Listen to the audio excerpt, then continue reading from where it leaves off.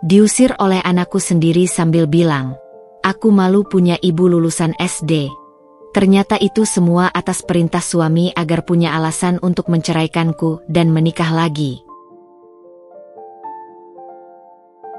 Halo Bunda, selamat datang kembali ya. Semoga Bunda semuanya dalam keadaan sehat dan bahagia ya. Sebelum masuk ke ceritanya silahkan Bunda-Bunda semuanya absen terlebih dahulu ya. Bunda semuanya dari daerah mana saja. Yang sudah subscribe semoga rezekinya lancar ya. Hari itu, langit tampak kelabu. Seakan turut merasakan kesedihan yang akan menimpaku. Aku, Mila, baru saja pulang dari pasar dengan tas belanjaan penuh sayuran dan lauk pauk kesukaan Zidni.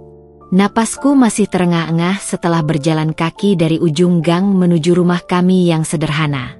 Keringat mengalir di pelipisku, tapi senyumku tak pudar. Aku membayangkan Zidni akan menyambutku dengan pelukan hangat seperti biasa, lalu menceritakan kegiatannya di sekolah hari ini. Tapi begitu kakiku melangkah masuk ke teras rumah, suasana terasa berbeda. Dingin. Seperti ada sesuatu yang salah. "Zidni? Sayang, ibu pulang," panggilku sambil meletakkan belanjaan di meja dapur. Tak ada jawaban. Aku berjalan ke kamarnya, jantung berdebar tak karuan. Pintu kamar Zidni tertutup rapat, hal yang tak biasa, karena anakku itu selalu membiarkan pintunya sedikit terbuka. Ku ketuk pelan.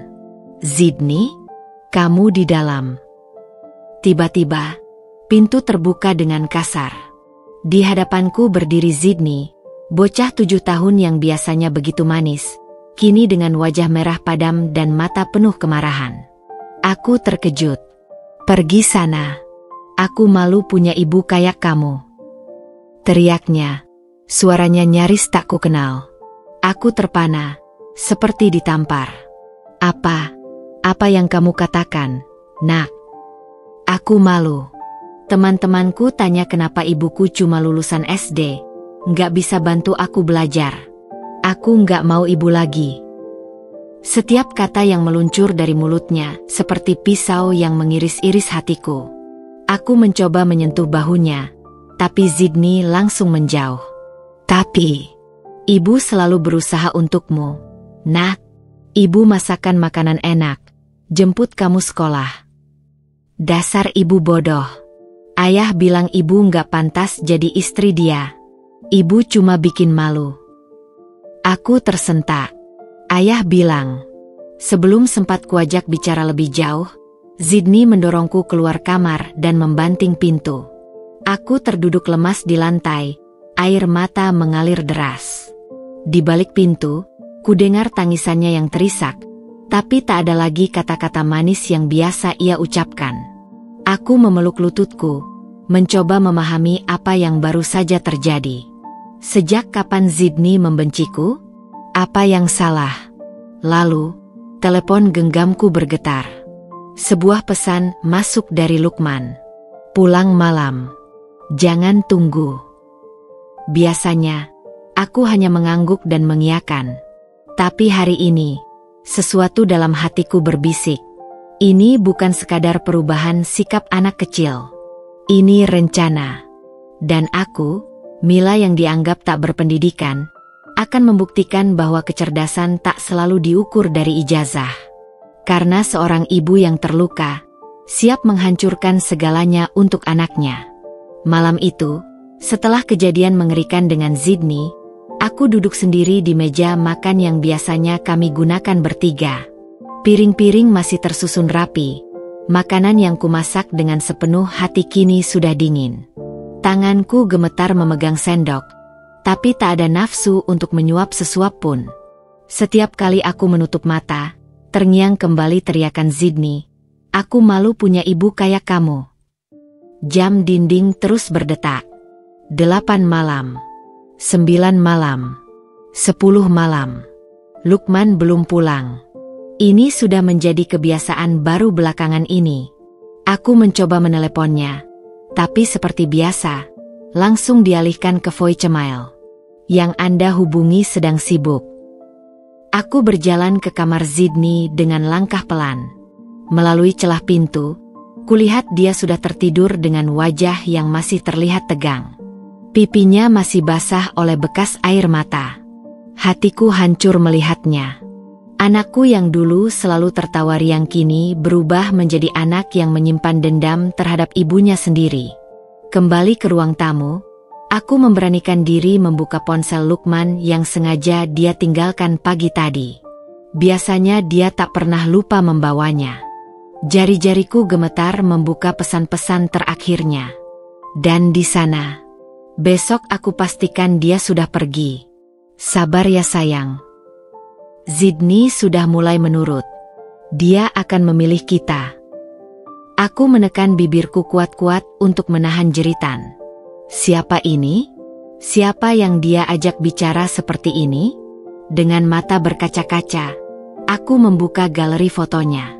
Dan di folder tersembunyi, ada puluhan foto Lukman dengan wanita yang kukenal sebagai Gita, sekretarisnya.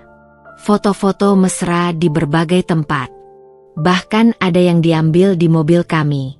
Tiba-tiba, suara pintu depan terbuka membuatku kaget. Cepat-cepat kuletakkan ponselnya kembali di tempat semula. Lukman masuk dengan wajah lelah, tapi matanya langsung menyipit melihatku masih terjaga. "Kamu belum tidur?" tanyanya datar, tanpa sedikit pun nada perhatian. Aku menarik napas dalam. Aku ingin bicara tentang Zidni.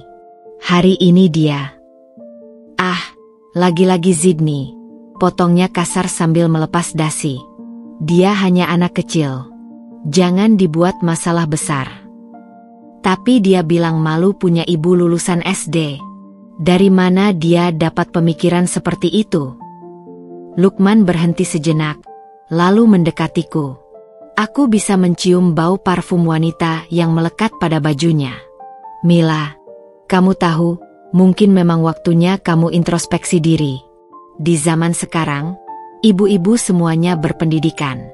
Kamu pikir cukup dengan bisa masak dan bersih-bersih rumah?"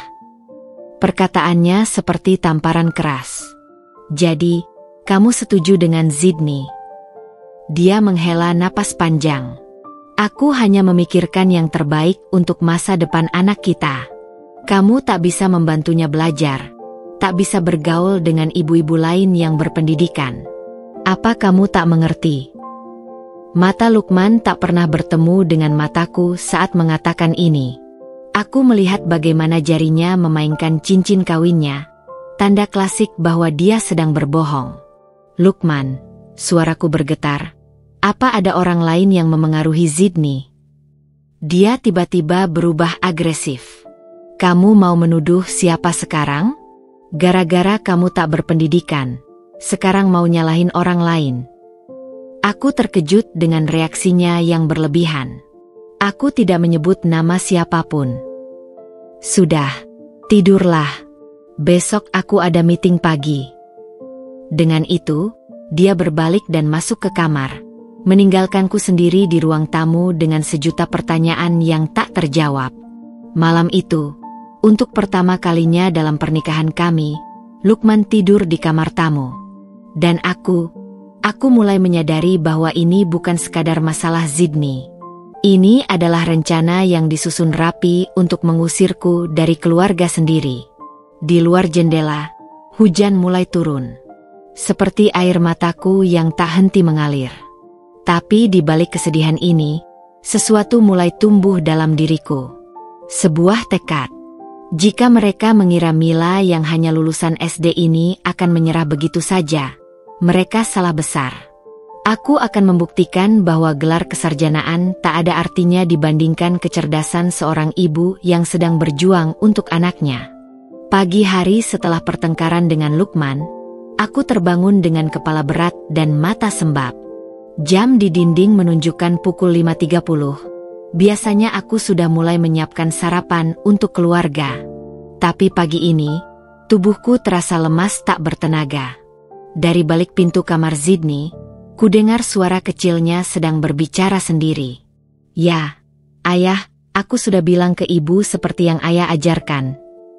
Dadaku sesak mendengarnya. Perlahan ku mundur dari pintu, tak Tak ingin dia tahu bahwa aku mendengar pembicaraannya. Suara langkah kaki di lantai atas membuatku menengadah. Lukman sudah bangun dan sedang bersiap-siap di kamar tamu. Dengan langkah gontai, aku menuju dapur. Tanganku secara otomatis mulai menyiapkan kopi untuk Lukman seperti biasa, meski hati ini sudah tak lagi tulus. Bau kopi yang biasanya menenangkan, pagi ini justru membuat perutku mual.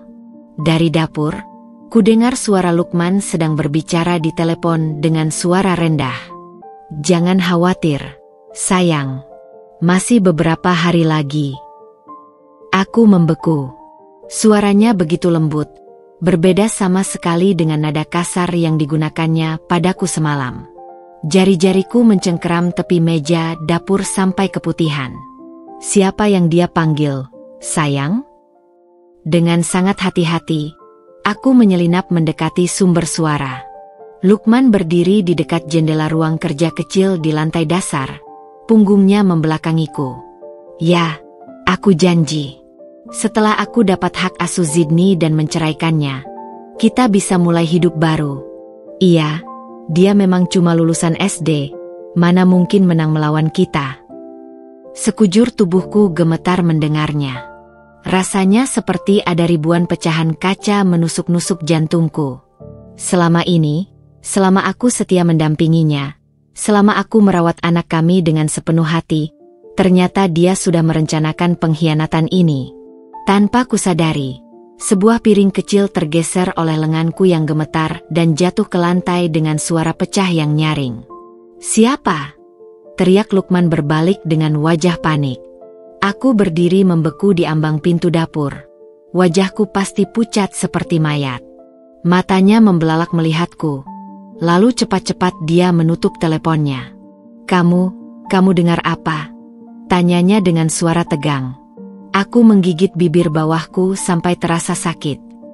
"Cukup banyak," jawabku perlahan, berusaha menahan getar di suaraku. Terutama bagian tentang menceraikannya dan hidup baru. Lukman menghela napas panjang, lalu wajahnya yang semula panik berubah dingin. "Baiklah kalau sudah tahu. Aku memang berencana mengakhiri pernikahan kita, Mila. Kamu pikir aku bisa hidup bahagia dengan perempuan yang bahkan tak mengerti percakapan intelektual sederhana?" Setiap katanya seperti pukulan telak. "Jadi selama ini, semua ini rencanamu? Membuat Zidni membenciku?"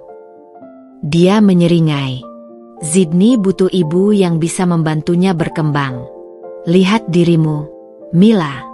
Kamu bahkan tak bisa membantu PR matematika SD-nya."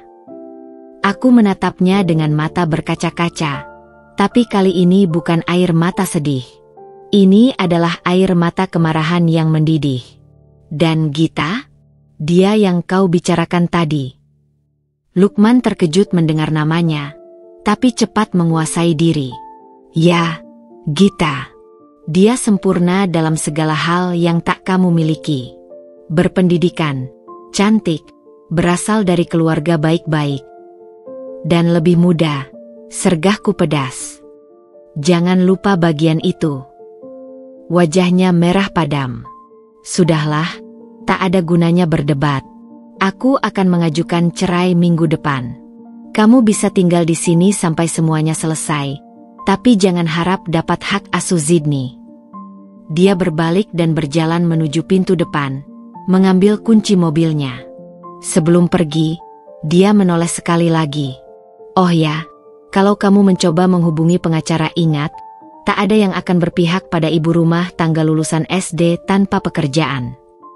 Pintu tertutup dengan keras, meninggalkanku sendirian di rumah yang tiba-tiba terasa sangat besar dan kosong. Aku merosot ke lantai, tak kuat lagi menahan beban yang menghancurkan hatiku. Tapi di tengah keputusasaan itu, sesuatu dalam diriku bangkit. Sebuah tekad yang tak kukenal sebelumnya. Aku mungkin hanya lulusan SD, tapi aku bukan orang bodoh.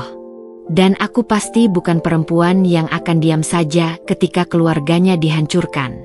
Dengan tangan gemetar, kuambil telepon genggamku dan memencet nomor yang sudah lama tak kuhubungi.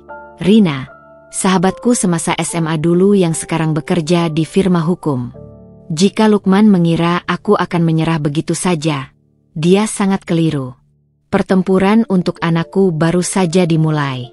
Dan aku, Mila yang dianggap tak berpendidikan ini, akan menggunakan segala kecerdikan dan kekuatan yang kupunya untuk melawan. Matahari sudah tinggi ketika aku terbangun dari tidur yang tak nyenyak. Kepalaku berat, dan mataku masih sembab setelah semalam menangis hingga larut.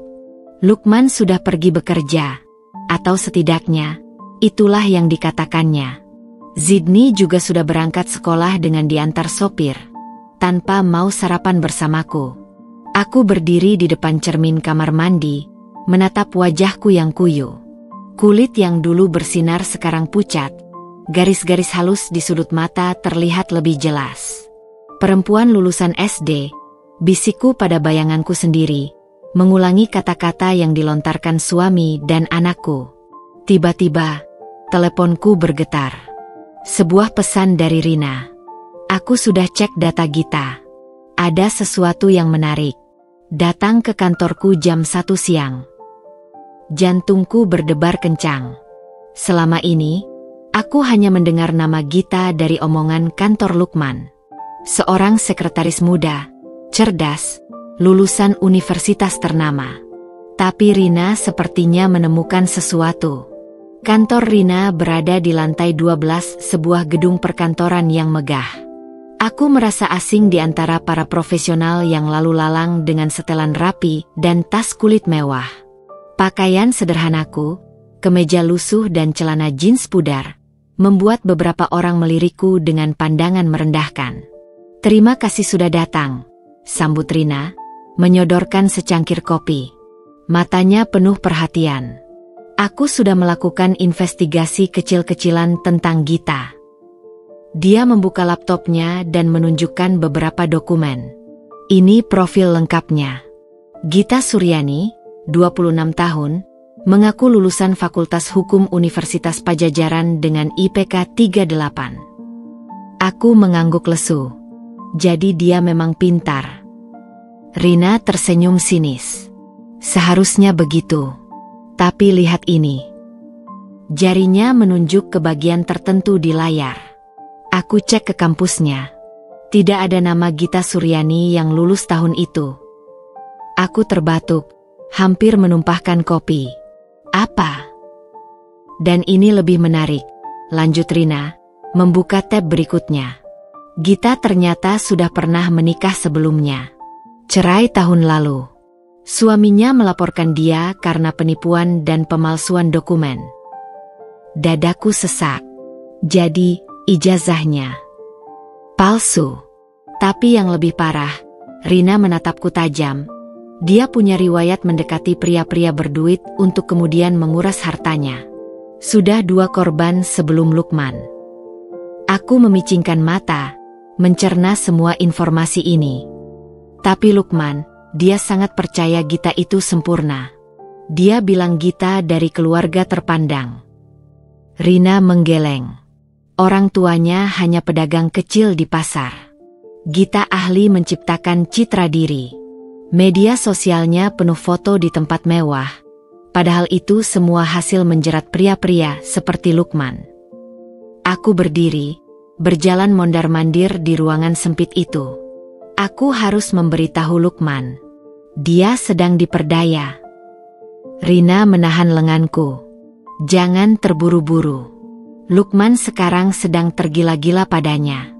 Dia justru akan menganggap kamu yang menjatuhkan Gita karena cemburu.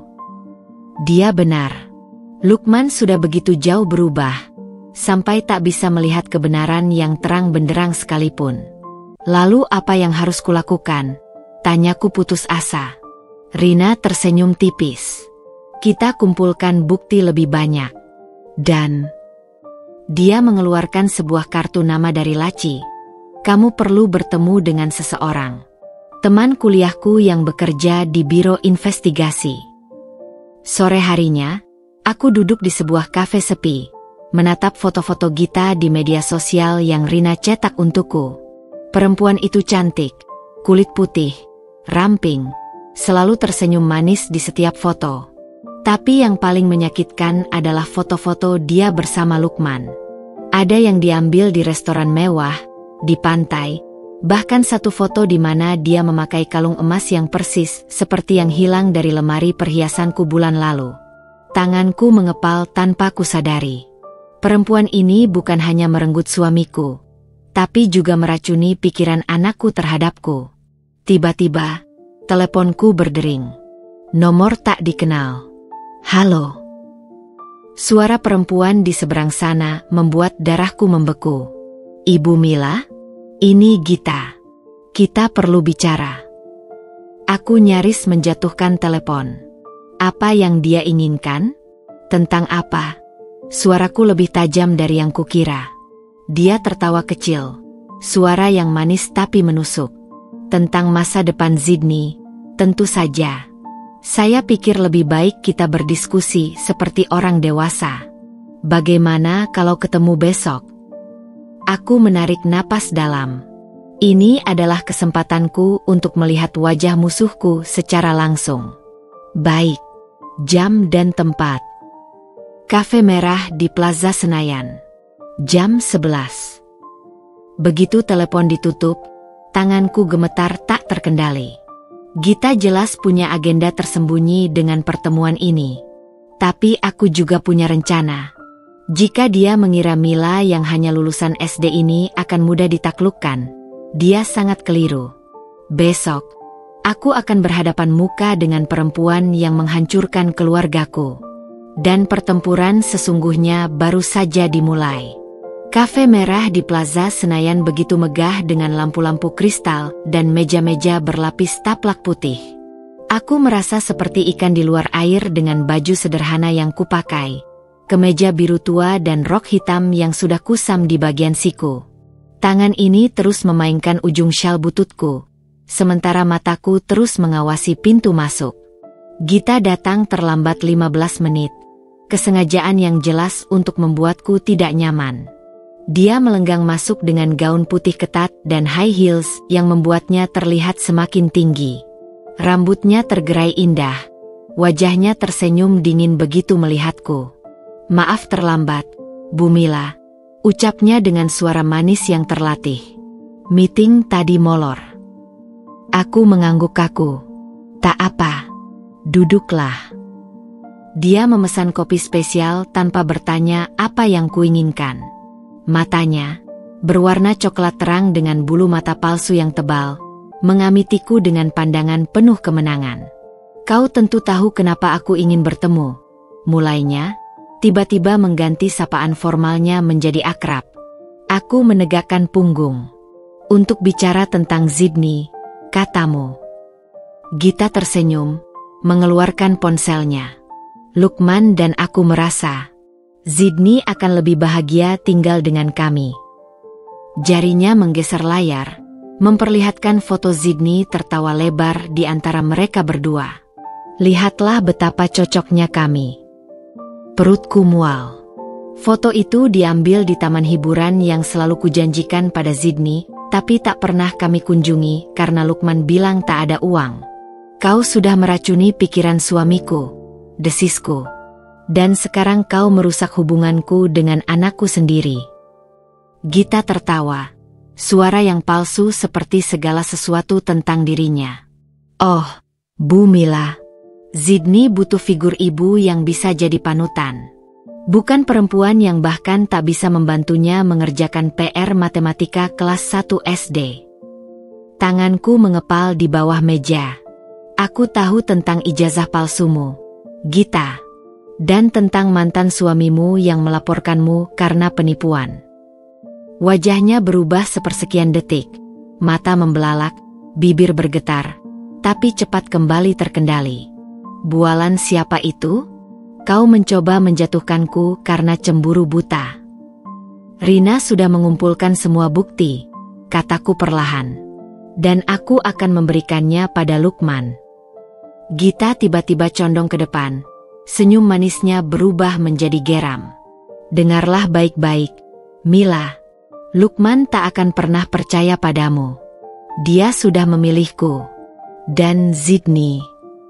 Dia mengeluarkan surat dari tas Hermesnya. Sudah menulis ini untukmu. Dengan tangan gemetar, kuambil kertas itu. Tulisan Sydney yang masih kaku. Ibu, aku mau tinggal sama ayah dan ibu Gita. Ibu Gita bisa ajari aku PR dan bawa aku ke tempat bagus. Aku malu sama teman-teman kalau bilang ibuku cuma lulus SD. Jangan cari aku lagi. Air mataku jatuh menetes-netes di atas kertas itu. Gita mengamati reaksiku dengan puas, seperti kucing yang baru saja menerkam burung. Kau yang menyuruhnya menulis ini. Suaraku parau.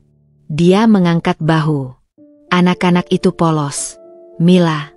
Mereka akan mencintai siapapun yang memberinya mainan dan janji-janji indah. Aku berdiri tiba-tiba. Kursi tergeser dengan suara keras. Beberapa pengunjung kafe menoleh. Kau monster. Memanfaatkan anak kecil untuk... Sudahlah, potongnya sambil berdiri. Aku akan beri waktu seminggu untukmu angkat kaki dari rumah itu. Atau... Dia mengetuk-ngetuk ponselnya. Video ini akan tersebar ke seluruh keluargamu. Dia memperlihatkan rekaman aku sedang menangis histeris semalam.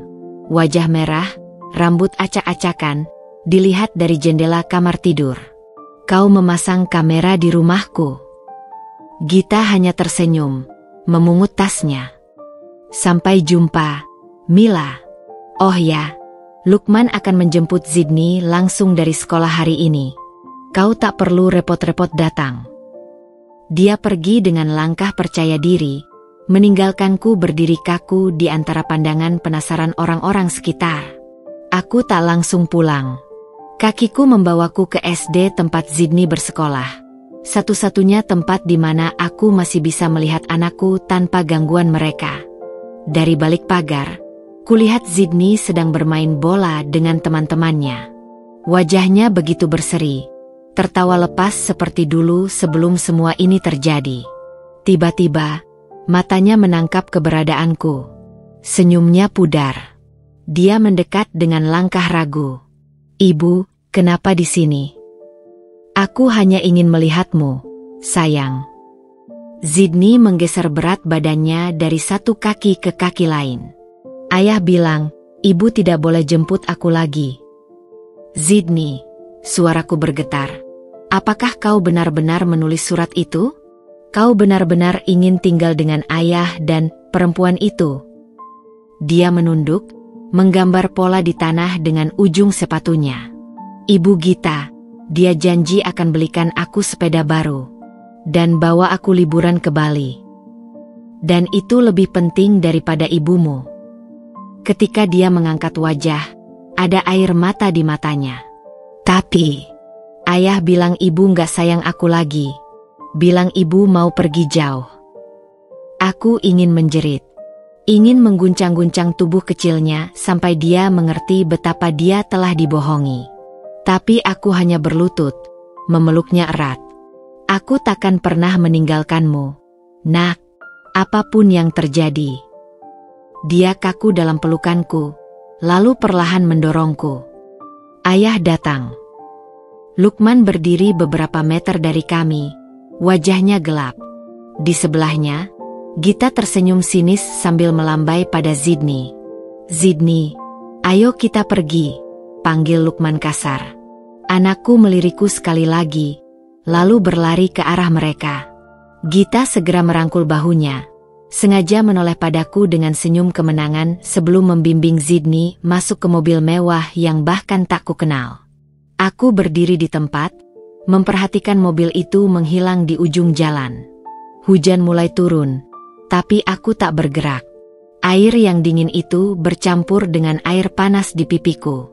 Di tengah keputusasaan itu, sesuatu dalam diriku mengeras. Gita mungkin mengira permainannya sudah menang. Tapi dia lupa satu hal. Tak ada yang lebih berbahaya daripada seorang ibu yang terpojok. Aku akan membuktikan bahwa gelar sarjana palsunya tak ada artinya dibandingkan kecerdasan alami seorang ibu yang berjuang untuk anaknya. Dan untuk Lukman, dia akan menyesal telah mengkhianati sumpah pernikahannya. Pertempuran baru saja dimulai. Hujan masih mengguyur ketika aku tiba di rumah. Sebuah rumah yang kini terasa begitu asing, begitu dingin, meskipun atapnya masih melindungiku dari basah. Aku berdiri di teras, menatap pintu depan yang pernah menjadi simbol kebahagiaan keluarga kecil kami. Sekarang, ia hanya sebuah penghalang kayu yang memisahkanku dari kehidupan yang telah direnggut dariku. Kudorong pintu itu perlahan. Suara ceriaknya yang dulu biasa kini terasa seperti jeritan peringatan. Di dalam, rumah itu sunyi, terlalu sunyi. Tidak ada teriakan Zidni yang menyambutku. Tidak ada suara televisi yang biasa dia nyalakan sepulang sekolah. Hanya bunyi jam dinding yang terus berdetak, menghitung setiap detik kesendirianku. Aku berjalan ke kamar Zidni. Ranjangnya rapi, boneka-bonekanya tersusun di rak dengan posisi yang tidak biasa, seperti sengaja diatur oleh seseorang yang tidak mengerti betapa Zidni selalu menyukai berantakan. Aku mengambil boneka beruang kecil kesayangannya, menekannya ke dadaku, menghirup sisa aroma anakku yang masih melekat di sana. Tiba-tiba, suara kunci berputar di pintu depan membuatku kaget. Langkah kaki berat yang kukenal terlalu baik bergema di ruang tamu. "Mila?" Suara Lukman memanggil dari bawah. Badanku menegang. Aku meletakkan boneka itu perlahan, lalu berjalan menuruni tangga dengan langkah yang sengaja kuteguhkan. Lukman berdiri di ruang tamu dengan setelan kerja yang masih rapi.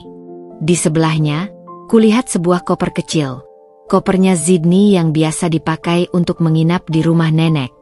"Di mana Zidni?" tanyaku. Suaraku lebih stabil dari yang kuduga. "Dia menginap di rumah Gita," jawabnya datar, meletakkan kunci mobil di meja dengan bunyi keras yang sengaja. Kami rasa lebih baik dia mulai beradaptasi dengan lingkungan barunya. "Lingkungan baru?" Suaraku mulai meninggi.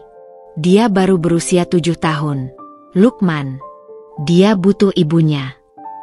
Lukman menghela napas panjang, seperti sedang berbicara pada anak kecil yang bandel. "Lihat dirimu, Mila. Kamu bahkan tak bisa mengendalikan emosimu sendiri. Bagaimana bisa mengasuh Zidni?" Aku menatapnya tak percaya. "Emosiku? Kau berbicara tentang emosi sambil merampas anakku dan memberikannya pada perempuan lain." Dia tiba-tiba berubah agresif, wajahnya memerah. "Gita bisa memberikan segalanya yang tak bisa kau berikan. Pendidikan, pergaulan, masa depan. Apa kau pikir di zaman sekarang seorang ibu lulusan SD bisa membesarkan anak dengan baik?" Setiap katanya seperti pukulan. Tapi kali ini, sakit itu berubah menjadi amarah yang membara. "Kau tahu apa, Lukman?" Suaraku rendah tapi getarannya dalam. "Aku tahu tentang Gita. Tentang ijazah palsunya. Tentang mantan suaminya yang melaporkannya karena penipuan."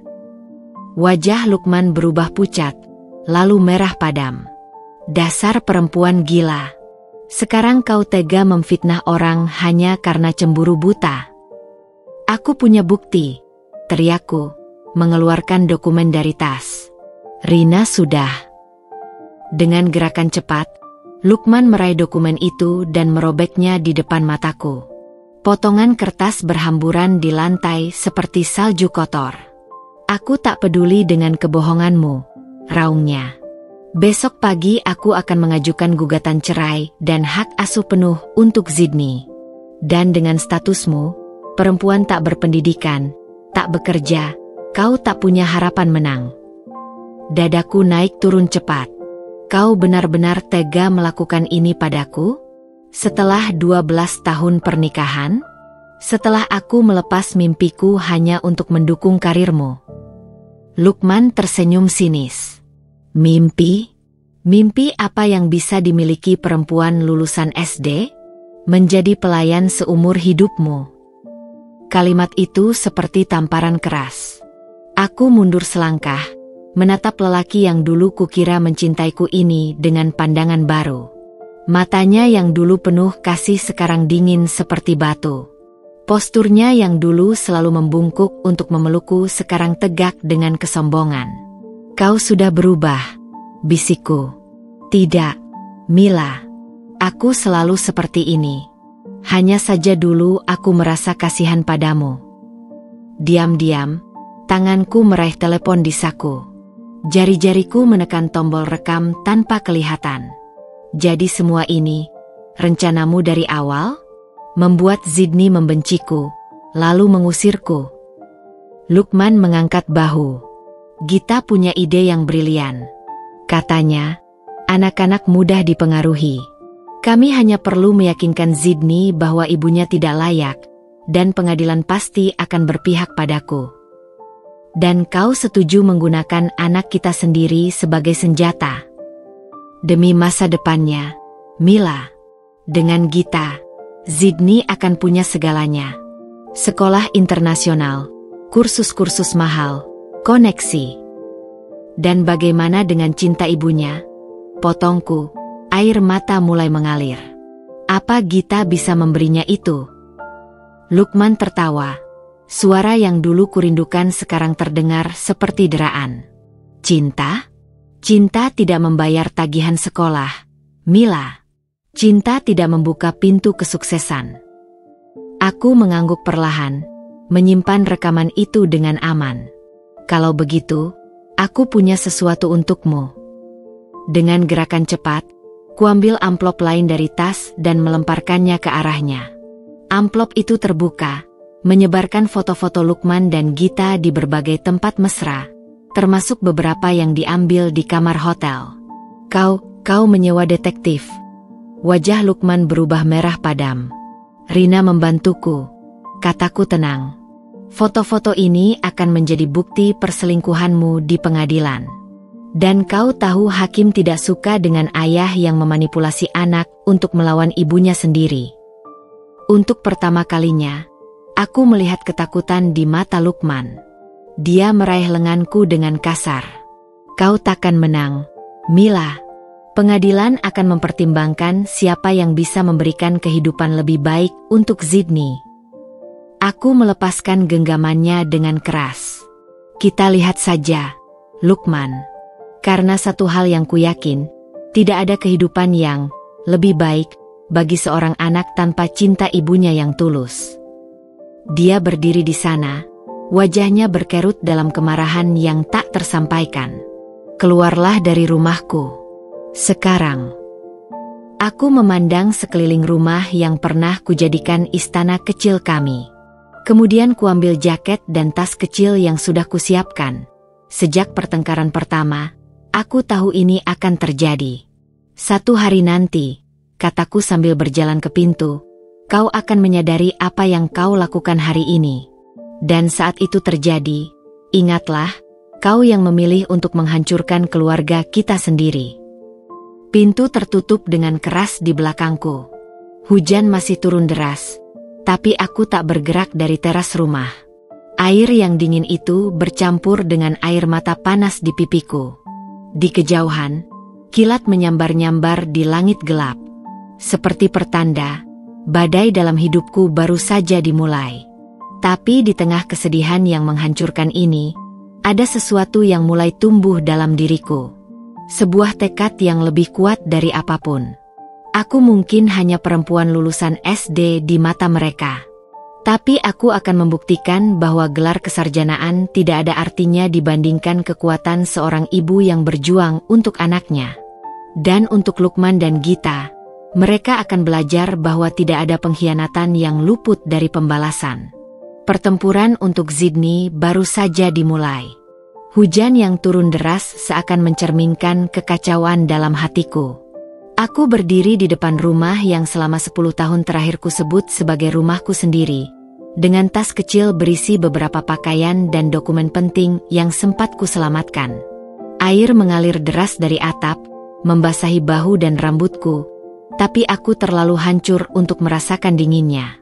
Pelan-pelan, aku berjalan menyusuri jalanan yang mulai tergenang. Setiap langkah terasa berat, seolah bumi menahanku untuk pergi. Aku menoleh sekali lagi ke belakang, melihat rumah itu melalui tirai hujan, jendela kamar Zidni yang gelap, teras depan tempat kami biasa duduk bersama di sore hari, garasi tempat Lukman dulu memperbaiki sepeda Zidni sambil bercanda. Kenangan-kenangan manis itu sekarang terasa seperti pisau yang terus memutar di dalam lukaku. Tangan gemetaranku merogoh saku, mengeluarkan telepon genggam yang nyaris kehabisan baterai. Satu-satunya nomor yang bisa kupanggil adalah Rina. Rina, aku diusir. Suaraku pecah begitu dia mengangkat telepon. Tuhan, Mila, di mana kamu sekarang? Aku tidak tahu. Mataku menyapu sekeliling.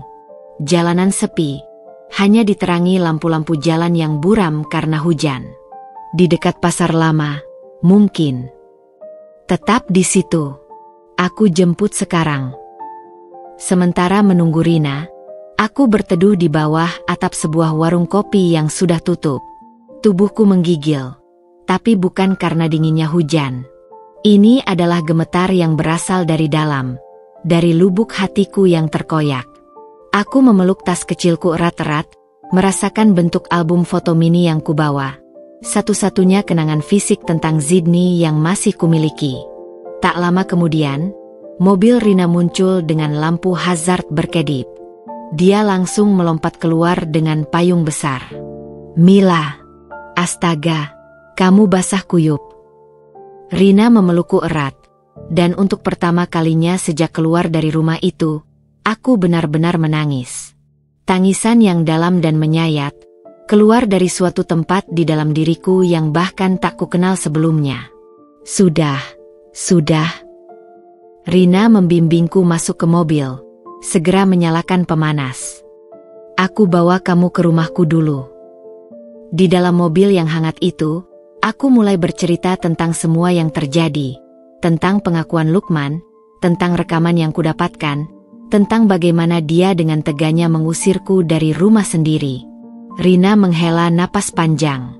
Dengar, Mila. Aku punya kamar kosong di apartemenku. Kamu bisa tinggal di sana selama yang kamu butuhkan. Mataku kembali berkaca-kaca. Aku tidak tahu harus berterima kasih bagaimana, Rin. Jangan lebay.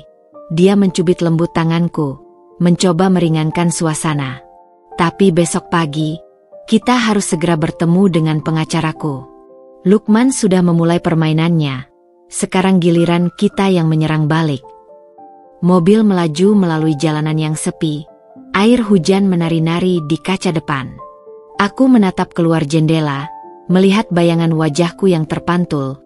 Wajah seorang perempuan yang sudah kehilangan segalanya dalam satu malam. Apartemen Rina kecil tapi nyaman. Dia segera menyiapkan air hangat dan pakaian ganti untukku.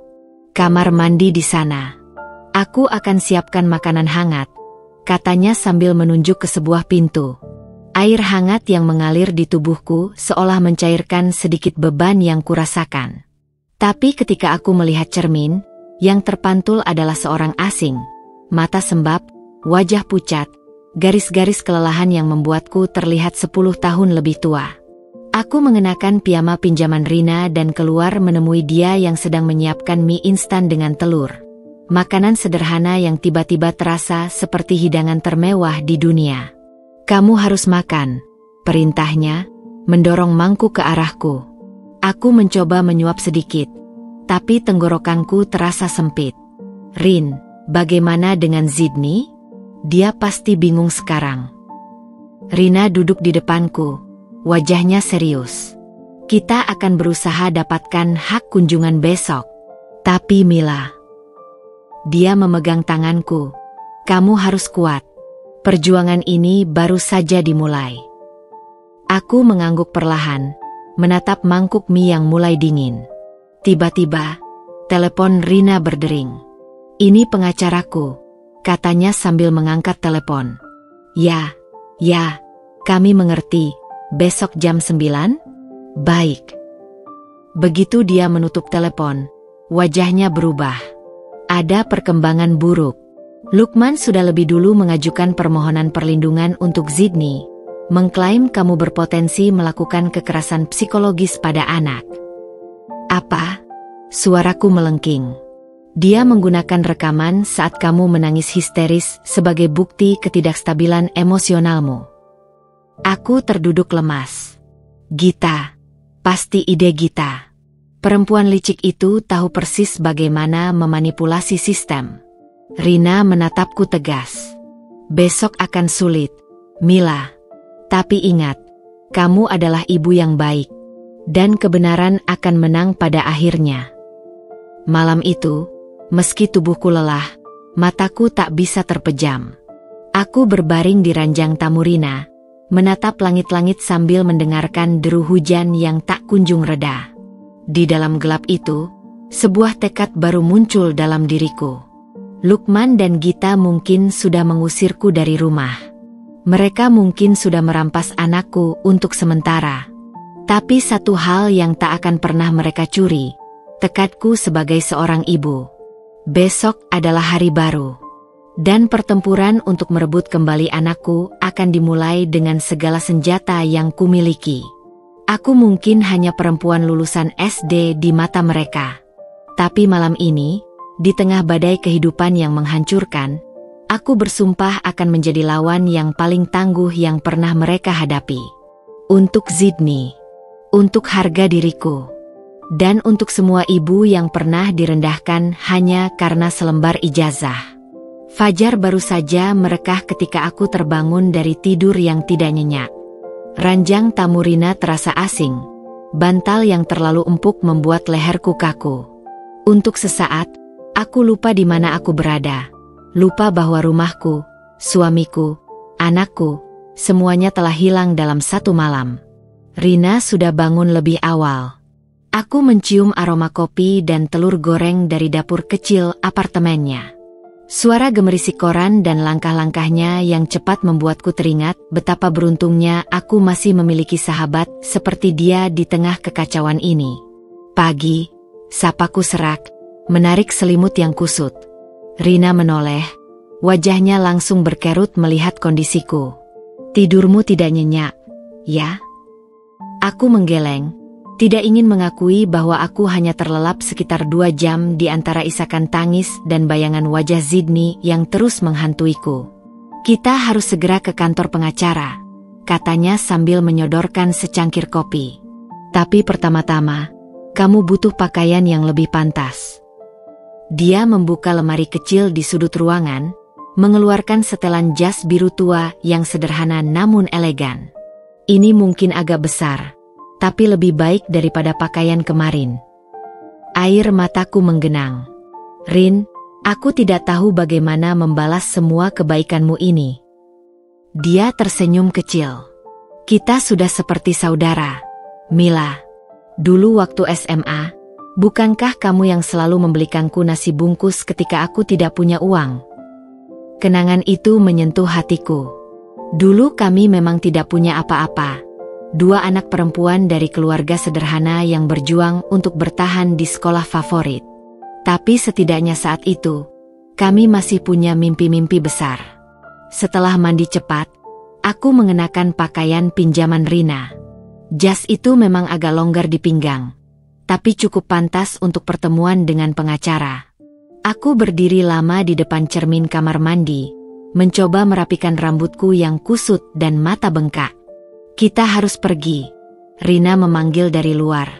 Di dalam lift turun, perutku mulas. Rin, bagaimana jika pengadilan memutuskan untuk Lukman? Bagaimana jika aku benar-benar kehilangan Zidni selamanya? Rina meraih tanganku yang dingin. Kita akan melawan, Mila. Aku sudah bicara dengan temanku, Bu Siska. Dia pengacara keluarga terbaik di kota ini. Kontrakan yang Rina sepertikan untukku ternyata lebih memprihatinkan dari yang kubayangkan. Sebuah kamar kecil di lantai 2 bangunan tua di pinggiran kota. Dindingnya lembab, lantai kayunya berderit setiap kali diinjak, dan bau apek menyengat begitu pintu terbuka. Ini sementara, bisik Rina, wajahnya berkerut melihat ekspresiku. Aku mengangguk, berusaha tersenyum. Ini lebih dari cukup. Terima kasih. Kamar itu hanya berisi sebuah dipan tua, meja kecil, dan kursi plastik. Jendela kecilnya menghadap ke dinding bangunan sebelah, hanya menyisakan sedikit sinar matahari yang bisa masuk. Tapi yang paling menyakitkan adalah kesunyiannya. Tidak ada tawa Sydney, tidak ada suara televisi, tidak ada kehidupan. Rina membantu menata barang-barang sedikit yang kubawa. Besok aku akan bawa beberapa perlengkapan lain. Untuk sekarang. Dia mengeluarkan sejumlah uang dari dompetnya. Ini untuk makan dan transportasi. Aku ingin menolak, tapi keadaan memaksaku menerimanya dengan rasa malu yang dalam. Aku akan mengembalikannya, Rin. Aku janji. Jangan khawatir tentang itu. Dia menepuk bahuku. Sekarang istirahatlah. Besok kita mulai perjuangan hukumnya. Setelah Rina pergi, aku duduk di dipan yang keras, menatap sekeliling kamar yang akan menjadi rumahku untuk sementara waktu. Di saku jas, tanganku meraba foto kecil Sydney yang berhasil kuselamatkan. Foto ulang tahunnya yang kelima, ketika dia masih memelukku erat dan berkata aku adalah ibu terbaik di dunia. Air mata menetes di atas foto itu. Di mana Sydney sekarang? Apakah dia bertanya-tanya kemana ibunya pergi? Atau apakah Gita sudah berhasil memanipulasinya untuk melupakan aku sepenuhnya? Dengan gemetar, kuambil telepon genggamku yang nyaris kehabisan baterai. Masih tidak ada pesan atau panggilan dari Lukman. Aku mencoba menelepon nomor Sydney, tapi langsung dialihkan ke voicemail. Malam itu, untuk pertama kalinya dalam hidupku, aku benar-benar sendirian. Tanpa keluarga, tanpa rumah, tanpa kepastian. Tapi di tengah keputusasaan itu, sebuah tekad perlahan tumbuh dalam diriku. Aku akan bangkit dari keterpurukan ini. Aku akan bekerja keras, mengumpulkan bukti, dan memperjuangkan anakku kembali. Lukman dan Gita mungkin mengira mereka sudah menang dengan mengusirku ke tempat seperti ini. Tapi mereka salah. Kamar kontrakan yang lembab ini bukan akhir. Ini adalah awal dari perjalanan panjangku untuk membuktikan bahwa gelar kesarjanaan tidak ada artinya dibandingkan tekad seorang ibu. Besok, aku akan mulai mencari pekerjaan. Besok, aku akan melangkah pertama menuju pembalasan. Dan untuk Sydney, anakku sayang, aku berjanji akan membawanya pulang, tidak peduli apapun yang harus kulewati.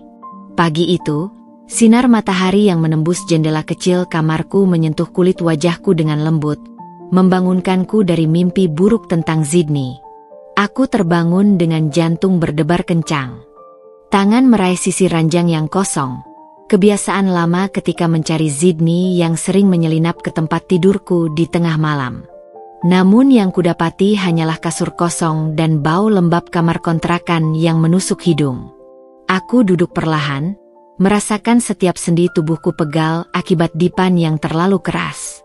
Jam tangan murah yang kubeli di warung dekat kontrakan menunjukkan pukul 6.30 pagi. Masih ada waktu sebelum pertemuan dengan pengacara pukul 9. Dengan langkah berat, aku menuju wastafel kecil di sudut kamar, mencuci muka dengan air dingin yang membuat napasku tersendat. Wajah di cermin buram itu membuatku tertegun. Lingkaran hitam tebal mengelilingi mata yang dulu selalu dipuji Lukman sebagai mata rusa yang teduh. Rambutku yang biasanya rapi kini kusut tak terurus. Kulit wajahku pucat. Garis-garis kelelahan dan stres mulai terukir jelas di sekitar dahi dan mulut. Inikah wajah seorang perempuan yang dikhianati? Telepon bergetar di atas meja kayu lapuk. Pesan dari Rina. Aku jemput jam 8. Jangan lupa makan. Hari ini akan melelahkan. Aku menghela napas, membuka plastik nasi bungkus yang kubeli semalam. Nasinya sudah mengering, lauknya terlihat tak menggugah selera. Tapi aku harus makan. Harus kuat. Untuk Sydney. Kantor pengacara Siska ternyata berada di lantai 15 sebuah gedung perkantoran megah di pusat kota. Aku merasa sangat tidak pantas berdiri di antara para profesional yang lalu lalang dengan pakaian mahal dan dokumen penting di tangan. Jas pinjaman Rina tiba-tiba terasa begitu kumal dibandingkan setelan-setelan elegan di sekitarku. "Tenang," bisik Rina sambil meraih tanganku yang dingin. "Mereka manusia juga, sama seperti kita." Bu Siska ternyata seorang perempuan parubaya dengan penampilan sangat rapi dan mata tajam yang seolah bisa melihat langsung ke dalam pikiran orang. Ruang kerjanya dipenuhi piagam dan penghargaan, membuatku semakin kecil diri. "Silakan duduk, Ibu Mila." Suaranya ramah tapi profesional. Dengan gemetar, aku menceritakan seluruh kisahku, dari awal pernikahan, perubahan sikap Lukman, kehadiran Gita, hingga pengusiran keji itu. Aku memperlihatkan rekaman suara, foto-foto bukti perselingkuhan, dan dokumen palsu Gita yang berhasil Rina kumpulkan. Bu Siska mendengarkan dengan serius, sesekali membuat catatan. Ketika aku selesai, dia menghela napas panjang. "Ini kasus yang sulit, tapi bukan tidak mungkin," katanya sambil menatapku langsung. "Yang paling berbahaya adalah klaim ketidakstabilan emosional yang diajukan suami ibu. Pengadilan cenderung berpihak pada ayah jika ada indikasi ibu tidak stabil." "Tapi itu rekaman yang dimanipulasi," protesku. "Dengan foto-foto perselingkuhan dan bukti pemalsuan dokumen Gita, kita punya senjata kuat," lanjut Bu Siska. "Tapi ibu harus bisa membuktikan kemampuan finansial dan stabilitas emosi." Aku menunduk. Aku tidak punya pekerjaan sekarang. "Dan itu masalah besar," katanya dengan jujur. "Pengadilan akan mempertimbangkan siapa yang bisa memberikan kehidupan lebih layak untuk Zidni." Rina tiba-tiba berseru, "Tunggu, aku punya ide. Kantorku sedang mencari asisten dapur untuk kantin. Gajinya tidak besar, tapi aku mau." Potongku sebelum dia selesai. "Aku bisa masak. Selama ini aku hanya ibu rumah tangga, tapi masakanku selalu dipuji." Bu Siska tersenyum untuk pertama kalinya. "Itu awal yang baik. Ibu juga perlu mengikuti tes psikologi untuk membuktikan stabilitas emosional." Dan matanya berbinar. "Kita perlu lebih banyak bukti tentang manipulasi terhadap Zidni." Pertemuan berakhir dengan rencana konkret. Bu Siska akan mengajukan permohonan hak kunjungan sementara aku harus mulai bekerja secepat mungkin. Siang itu, Rina mengajakku makan di warung dekat kantornya. "Kamu serius mau kerja di kantin?" tanyanya sambil menyuap nasi padang. Aku mengangguk mantap. Aku akan melakukan apa saja untuk Zidni. Mataku tiba-tiba tertarik pada sebuah poster di dinding warung. Lomba masak tingkat kota. Hadiah 10 juta dan kontrak kerja. "Rin, lihat itu." Rina menoleh, lalu tersenyum lebar. "Kamu harus ikut. Masakanmu selalu enak." Tapi keraguan mulai menyusup. "Aku cuma ibu rumah tangga, Rin. Bukan koki profesional. Lebih baik mencoba daripada menyesal," katanya sambil menyodorkan ponselnya. "Aku daftarkan kamu, ya? Deadline-nya besok." Dengan jantung berdebar, aku mengangguk. Ini mungkin satu-satunya kesempatanku untuk mendapatkan pekerjaan layak dengan cepat. Malam harinya, di kamar kontrakanku yang sunyi, aku merencanakan segala sesuatu dengan cermat. Lomba masak minggu depan. Pekerjaan di kantin Rina yang akan mulai besok. Pertemuan dengan psikolog yang diatur Bu Siska. Telepon berdering tiba-tiba. Nomor tak dikenal. "Halo." Suara di seberang membuat darahku membeku. "Ibu, ini Zidni." "Anakku." Suaranya kecil, gemetar, seperti sedang bersembunyi. "Zidni, sayang, di mana kamu? Kenapa?" Aku takut. Ibu Gita marah terus. Aku rindu masakan ibu." Dia terisak. Suara itu menghancurkan hatiku. "Sayang, dengarkan ibu. Ibu sedang berusaha." Tiba-tiba suara gaduh di latar belakang, lalu sambungan terputus. Aku berdiri gemetar, air mata mengalir deras. Telepon segera berdering lagi. Bukan Zidni. Lukman. Jangan coba-coba hubungi anakku lagi. Suaranya dingin. Lukman, dia menangis. Apa yang kalian lakukan padanya? Itu bukan urusanmu lagi. Ingat baik-baik, Mila.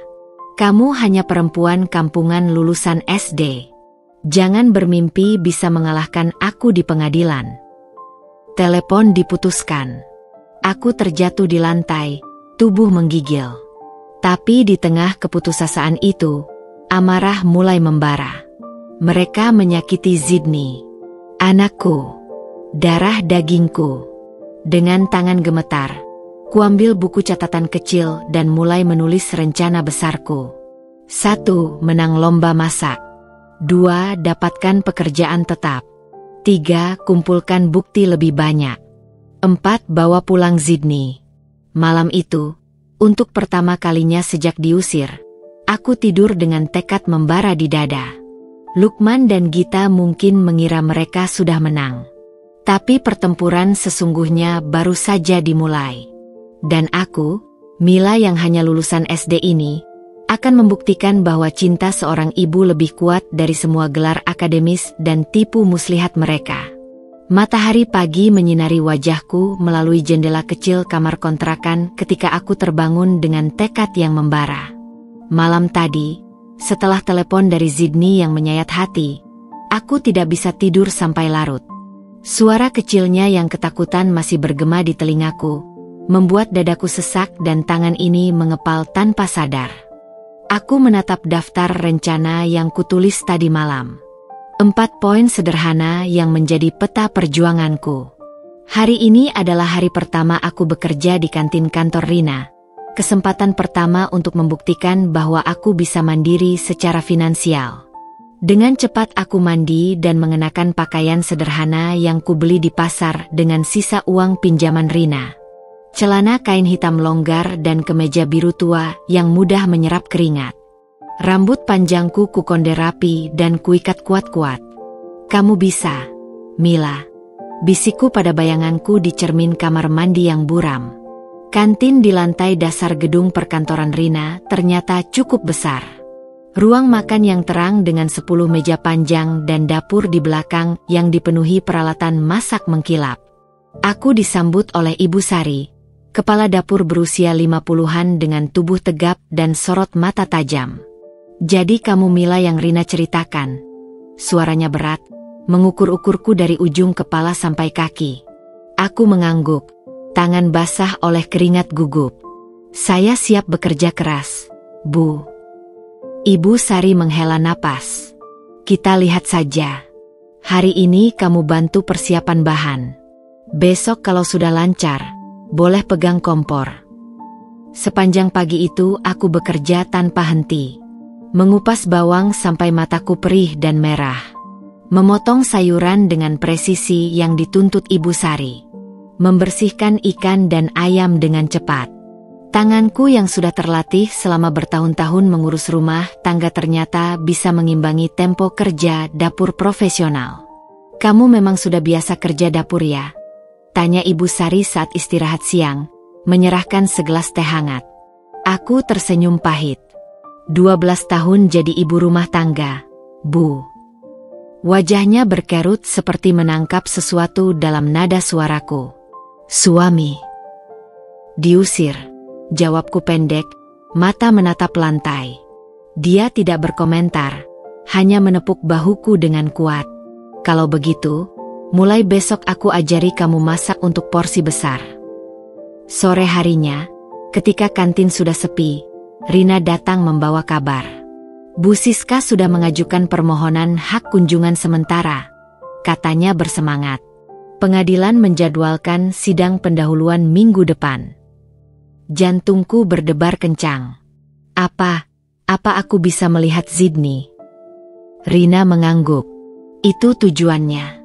Tapi, wajahnya berubah serius. Lukman mengajukan keberatan. Dia membawa laporan psikolog yang mengatakan Zidni trauma dengan kehadiranmu. Bohong. teriakku tanpa sadar, membuat beberapa karyawan yang masih makan menoleh. Aku ibunya. Aku yang merawatnya sejak lahir. Rina menarikku ke sudut yang lebih sepi. Tenang, Mila. Bu Siska sudah meminta pemeriksaan independen. Tapi dia menatapku dalam-dalam. Kamu harus bisa menunjukkan stabilitas emosi di pengadilan nanti. Aku menarik napas panjang, berusaha menenangkan diri. Aku mengerti. Untuk Zidni, aku akan kuat. Malam itu, di kamar kontrakanku yang pengap, aku mulai merancang menu untuk lomba masak minggu depan. Ibu Sari dengan murah hati meminjamkan beberapa bukunya yang berisi resep profesional. Tiba-tiba, telepon berdering. Nomor tak dikenal lagi. Halo. Bu, aku Zidni. Suaranya lebih kecil dari kemarin, seperti berbisik. Sayang, kamu di mana? Kenapa suaramu? Ibu Gita marah karena aku telepon ibu kemarin. Sekarang HP-ku diambil. Dia terisak. Aku mau pulang, Bu. Aku nggak betah di sini. Darahku mendidih. Zidni, dengarkan ibu. Ibu sedang berusaha membawa kamu pulang. Tapi kamu harus kuat dulu, ya? Ibu janji. Suara berisik di latar belakang, lalu sambungan terputus tiba-tiba. Aku duduk terpaku, telepon masih menempel di telinga. Air mata panas mengalir di pipiku, tapi kali ini tidak ada rasa putus asa. Yang ada adalah kemarahan yang membara. Dengan gerakan cepat, kuambil buku catatanku dan menulis di bawah daftar rencana. Bukti bahwa Gita menyakiti Zidni. Aku memandang foto Zidni yang terselip di sampul buku. Wajah polosnya yang selalu ceria kini terlihat muram dalam ingatanku. Tunggu ibu, sayang, bisikku sambil mengepal tangan. Ibu akan menyelamatkanmu dari mereka. Keesokan harinya, saat istirahat kerja di kantin, aku mendekati Rina dengan ide yang baru saja kumiliki. Rin, aku butuh bantuanmu. Aku perlu masuk ke rumah itu untuk mengambil bukti. Rina terkejut. Maksudmu membobol rumah Lukman? Itu berbahaya, Mila. Bukan membobol, bisikku. Aku masih punya kunci cadangan yang disembunyikan di taman. Aku hanya perlu masuk, ambil beberapa barang Zidni, dan mungkin pasang alat perekam. Rina menggeleng. Terlalu riskan. Kalau ketahuan. Aku harus mencoba, potongku. Zidni menderita di sana, Rin. Aku tidak bisa diam saja. Setelah lama berpikir, Rina akhirnya menghela napas. Baiklah, tapi kamu tidak boleh pergi sendiri. Aku akan temanimu, dan kita harus punya rencana penyelamatan kalau ketahuan. Malam itu, kami bersembunyi di balik semak dekat rumah yang dulu kutinggali. Jantungku berdegup kencang melihat rumah itu dari kejauhan. Lampu di kamar Zidni menyala, tapi tirai tertutup rapat. Kamu yakin mereka tidak ada di rumah? Bisik Rina gugup. Aku mengangguk. Lukman selalu ada meeting malam hari Kamis. Dan Gita. Aku menahan mual. Gita pasti ikut. Dengan hati-hati, aku merangkak ke spot di bawah pohon mangga tempatku dulu menyembunyikan kunci cadangan. Batu besar itu masih di tempatnya. Jari-jariku menggali tanah di sekitarnya sampai menyentuh plastik kecil yang berisi kunci itu.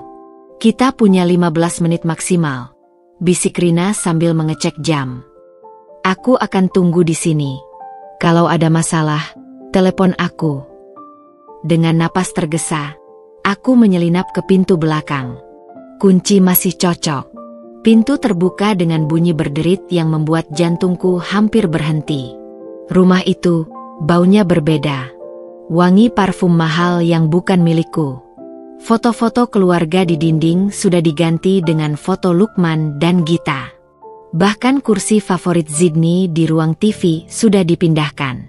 Dengan cepat aku menaiki tangga menuju kamar Zidni. Pintunya tertutup rapat. Ketika kubuka, hatiku hancur melihat kondisi kamarnya. Mainan-mainan favoritnya berserakan, beberapa bahkan rusak. Boneka beruang kesayangannya tergeletak di lantai dengan tangan yang terlepas. Ya Tuhan, bisikku sambil mengambil boneka itu. Sydney tidak akan pernah meninggalkan boneka ini dalam keadaan seperti ini. Aku segera membuka laci meja belajarnya. Buku harian kecil yang biasa dipakainya masih ada. Dengan gemetar, kubuka halaman terakhir. Tulisan anak kecil yang tidak rapi. Aku benci Ibu Gita. Dia suka marahin aku kalau ayah nggak lihat. Aku pingin pulang sama ibu. Tapi Ibu Gita bilang ibu nggak sayang aku lagi. Air mataku jatuh di atas kertas itu. Dengan cepat aku mengambil foto halaman tersebut dengan telepon. Tiba-tiba, suara mobil memasuki garasi. Rina segera mengirim pesan. Mereka pulang. Cepat keluar. Dengan panik, aku menyembunyikan buku harian itu di balik baju dan meraih beberapa foto lama kami yang masih tersisa di bawah tempat tidur. Sebelum pergi, mataku menangkap sesuatu di sudut kamar. Sebuah kamera kecil yang terpasang di rak buku. Mereka memata-matai anakku sendiri. Tanpa berpikir panjang, kuambil kamera itu dan menyelinap keluar melalui pintu belakang tepat ketika kudengar suara Gita tertawa di teras depan. Di dalam mobil Rina yang melaju kencang, aku gemetar tak terkendali. Lihat ini, bisikku sambil menunjukkan foto buku harian Sydney. Dia menyiksa anakku. Rina mengernyit melihat gambar di kamera kecil yang kucuri. Ini bukti kuat, Mila. Mereka memata-matai Sydney, dan ada kemungkinan kita bisa dapat rekaman Gita bersikap kasar. Aku memeluk buku harian dan boneka rusak Sydney erat-erat. Malam ini, dendam dalam hatiku mencapai titik tertinggi. Lukman dan Gita bukan hanya mengambil rumahku, mereka menyakiti anakku.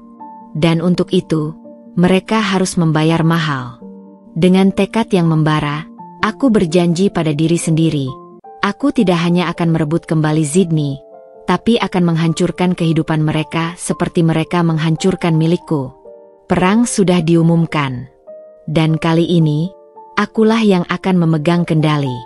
Pagi itu, di ruang kerjanya yang sempit, Bu Siska memandangi dokumen-dokumen yang kami bawa dengan mata berbinar.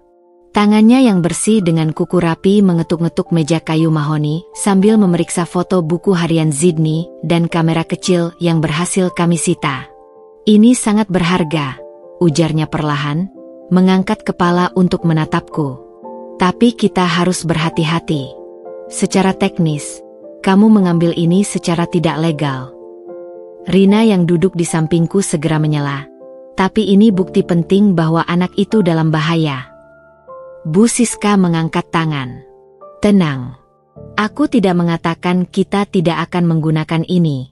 Hanya saja harus dengan cara yang tepat. Matanya beralih padaku. Mila, kamu ingat kata-kata persis yang Sydney katakan di telepon. Aku menutup mata sejenak, mencoba mengingat suara kecil penuh ketakutan itu. Dia bilang, Ibu Gita marah karena aku telepon ibu kemarin. Sekarang HP-ku diambil. Dan aku mau pulang, Bu. Aku nggak betah di sini. Suaraku pecah mengulangi kata-kata itu. Pengacaraku itu mencatat dengan cermat. Bagus. Ini menunjukkan pola pengasingan dan kemungkinan kekerasan psikologis. Ditambah dengan catatan di buku harian dan kamera pengintai ini. Dia menghela napas. Kita bisa membangun kasus yang kuat. Tiba-tiba, telepon di mejanya berdering. Bu Siska mengangkatnya. Wajahnya berubah serius. Ya, saya mengerti. Jam berapa? Baik, kami akan hadir. Begitu dia menutup telepon, matanya berbinar. Itu temanku di kepolisian. Mereka menerima laporan anonim tentang pemalsuan ijazah Gita. Mereka akan memeriksanya besok. Rina dan aku saling memandang. Laporan anonim? Aku bertanya. Bu Siska tersenyum tipis. Ternyata mantan suami Gita sudah lama ingin membalas dendam. Rina berhasil menghubunginya kemarin. Kantor Gita ternyata berada di lantai 23 sebuah gedung pencakar langit di pusat bisnis kota. Dari dalam mobil sewaan, aku dan Rina mengamati pintu masuk utama dengan tegang. "Kamu yakin ini akan berhasil?" bisikku, jari-jariku mencengkeram erat tas berisi dokumen. Rina mengangguk. "Polisi sudah dapat informasi. Kita hanya perlu memastikan Gita tidak kabur sebelum pemeriksaan." Tak lama kemudian, sebuah mobil polisi mendekat. 2 petugas berseragam keluar dan langsung menuju lift. Jantungku berdegup kencang membayangkan ekspresi Gita ketika ditangkap. "Haruskah kita ikut naik?" tanyaku gugup. "Tidak," jawab Rina tegas. "Kita hanya pengamat. Nanti kalau ada perkembangan, Bu Siska akan memberitahu." 1 jam yang menegangkan berlalu sebelum telepon Rina akhirnya berdering. Wajahnya langsung berseri. Berhasil. Gita dibawa ke kantor polisi untuk pemeriksaan. Mereka menemukan dokumen palsu di komputernya. Aku menutup mata, mencerna kabar itu. Salah satu musuh besarku mulai terjatuh. Tapi perjuangan belum selesai. Malam itu, di kamar kontrakanku, aku duduk memandangi laptop pinjaman Rina. Berita tentang penangkapan Gita sudah menyebar di media sosial. Foto dirinya yang biasa sempurna kini terlihat compang-camping, matanya merah, tanpa riasan mahal yang biasa dia kenakan. Teleponku berdering tiba-tiba.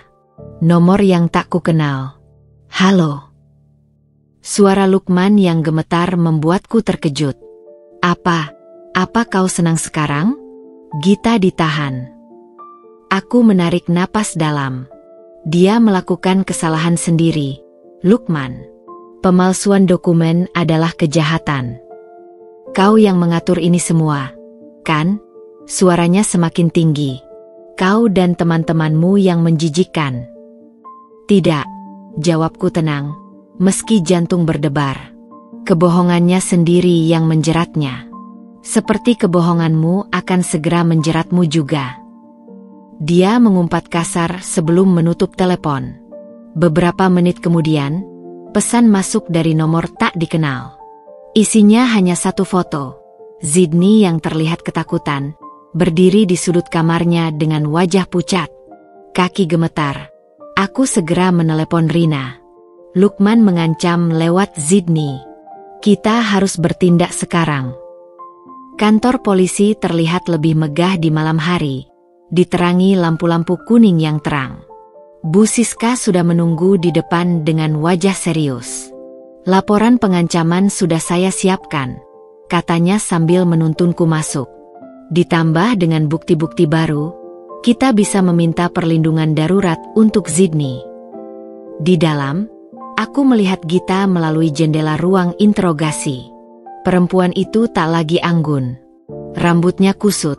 Wajah tanpa riasan terlihat lebih tua dari usianya. Seorang polisi mendekatiku. "Ibu Mila, kami sudah periksa komputer Gita. Ada sesuatu yang mungkin ingin ibu lihat." Dia membawaku ke sebuah ruangan dengan monitor komputer. Di layar, ada rekaman video dari kamera yang dulu terpasang di kamar Zidni. "Akan sulit untuk ditonton," peringatannya. Aku mengangguk, tak siap untuk apa yang akan kulihat. Rekaman itu menunjukkan Gita berteriak pada Zidni yang menangis. "Dasar anak bodoh. Ayahmu saja tidak mau dekat-dekat ibumu yang kampungan itu." Tangannya yang bergerak cepat menampar pipi Zidni yang kecil. Aku menjerit melihat itu. Tubuh gemetar tak terkendali. "Ada lebih banyak," kata polisi itu dengan suara berat. Video berikutnya menunjukkan Lukman masuk ke kamar, melihat Zidni menangis, lalu berpaling dan pergi begitu saja. Air mataku mengalir deras. Tak hanya membiarkan, Lukman ternyata mengizinkan kekerasan ini terjadi pada anak kami sendiri. Bu Siska memegang bahuku erat. "Ini bukti tak terbantahkan, Mila. Besok pagi kita akan ke pengadilan untuk mendapatkan surat perlindungan darurat. Malam itu, di kamar kontrakanku yang sempit, aku tak bisa tidur. Gambar Zidni yang ditampar Gita terus bermain di pikiranku. Tapi di balik kesedihan yang menghancurkan, ada api amarah yang membara. Lukman dan Gita mengira mereka bisa menghancurkanku. Mereka pikir seorang ibu lulusan SD tak akan mampu melawan. Besok, di pengadilan, aku akan membuktikan betapa salah mereka. Dan untuk Zidni, anakku yang tersayang, aku bersumpah akan membawanya pulang, jauh dari cakar-cakar mereka yang kejam. Perjuangan ini belum berakhir. Tapi hari ini, untuk pertama kalinya, aku bisa melihat cahaya di ujung terowongan. Pagi itu, udara pengadilan terasa begitu berat dan kaku, seolah setiap partikel oksigen enggan masuk ke dalam paru-paraku. Aku duduk di bangku plastik keras ruang sidang, mengenakan satu-satunya baju bagus yang masih kumiliki, blazer hitam pinjaman Rina yang sedikit kebesaran di bahuku. Jari-jariku terus memainkan ujung syal yang melingkar di leher, mencoba mengalihkan kegelisahan yang membuat perut mulas. Di seberang ruangan, Lukman duduk dengan wajah pucat dan kemeja yang terlihat kusut. Matanya merah, garis-garis kelelahan terlihat jelas di wajahnya yang biasanya selalu rapi. Untuk pertama kalinya dalam pernikahan kami, aku melihat lelaki itu terlihat begitu kecil. Hakim akan segera masuk, bisik Bu Siska di sebelahku, merapikan dokumen-dokumen di depannya. Tiba-tiba, pintu ruang sidang terbuka dengan suara berderit. Seorang petugas membawa masuk Zidni yang terlihat sangat tidak nyaman dalam setelan kecil yang terlalu rapi. Wajahnya pucat, matanya mencari-cari sesuatu, atau seseorang, di ruangan itu. Ketika pandangannya menemukanku, aku melihat kilatan harapan di matanya sebelum Lukman segera menarik lengannya dan memaksanya duduk. Zidni. Namaku terlepas dalam bisikan yang nyaris tak terdengar. Bu Siska meraih tanganku. Tenang. Hari ini kita akan memenangkan ini. Hakim memutuskan untuk memberikan hak kunjungan sementara kepada Ibu Mila. Suara hakim bergema di ruangan. Lukman langsung melompat dari kursinya. Tidak mungkin. Dia tidak stabil secara emosi. Lihat rekaman. Bapak Lukman, sela hakim dengan suara tegas. Bukti yang diajukan pihak Ibu Mila sangat kuat. Rekaman kekerasan terhadap anak oleh Nyonya Gita, ditambah dengan pengakuan anak sendiri di buku harian. Wajah Lukman berubah merah padam. Itu semua rekayasa. Gita tidak. Nyonya Gita saat ini sedang dalam tahanan karena pemalsuan dokumen. Hakim menyela lagi. Dan berdasarkan laporan psikolog independen, Zidni menunjukkan tanda-tanda trauma emosional yang jelas. Aku menatap Lukman, melihat keringat mulai membasahi pelipisnya. Tangannya gemetar ketika meraih setumpuk dokumen dari pengacaranya. Tapi saya ayahnya. Saya yang membiayai hidupnya selama ini. Hakim menghela napas.